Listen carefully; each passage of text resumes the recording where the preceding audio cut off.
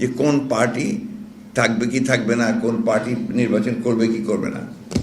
আমার পক্ষ না পক্ষ থাকা ইম্যাটেরিয়াল, পিপল উইল ডিসাইড ইট। গুম হওয়া, হত্যা করা, এটা শুধু একটা পার্টিকুলার দলের কথা আমি বলতে চাই না। এটা বাংলাদেশের মানুষকে গুম করা হয়েছে, বাংলাদেশের মানুষকে আপনার এখানে হত্যা করা হয়েছে নির্মমভাবে। এই কথাগুলো আমরা প্রথম থেকে বলে আসছি, এবং যখন আয়নাঘরের রিপোর্টটা বেরোয় আপনার আল জাজিরাতে, আপনাদের নিশ্চয়ই মনে আছে, তখন কিন্তু এটা গভর্নমেন্ট পুরোপুরি ডিনাই করেছে। তারা বলেছে এই ধরনের কিছু নাই, কিন্তু এটা প্রথম থেকেই এই গাছটা চলে এসছে।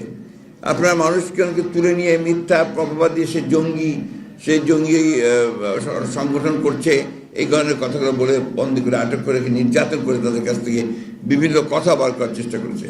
কিছু লোককে তারা সেখানে রেখে দিয়েছিল যে বিভিন্ন সময় তাদেরকে দিয়ে জঙ্গি নাটক সাজাবে। ভুলে গেছেন নাকি আপনারা যে এক একটা বাড়িতে যেখানে জঙ্গির আপনার ট্রেনিং হচ্ছে, চর্চা হচ্ছে, পড়াশোনা হচ্ছে, জঙ্গিবাদ তৈরি করা হচ্ছে, আপনার বোম তৈরি করা হচ্ছে, এসব দেখিয়েছে।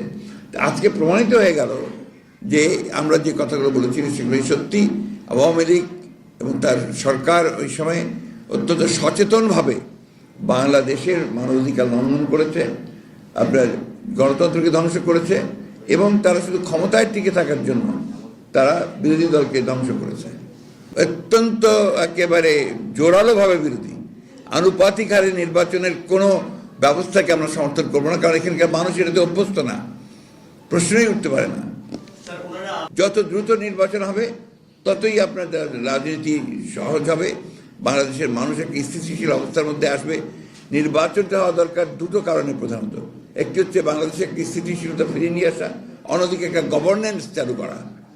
এখন তো গভর্নেন্সের খুব প্রবলেম হচ্ছে, এই জিনিসগুলো চালু করা। এমনি চালু করলেই তখন দেখবেন অর্থনীতি বেটার হয়ে আসছে, সমাজে ব্যবস্থা, ইউনিভার্সিটির কলেজগুলোতে লেখাপড়াই হচ্ছে না, তো সেই ব্যবস্থাটা ঠিক হবে। এটা একটা ইলেক্টেড গভর্নমেন্ট না হলে এটাকে নিয়ন্ত্রণ করা খুব কঠিন। তো এখন তো একটা ভোলাটাইল সিচুয়েশন চলছে।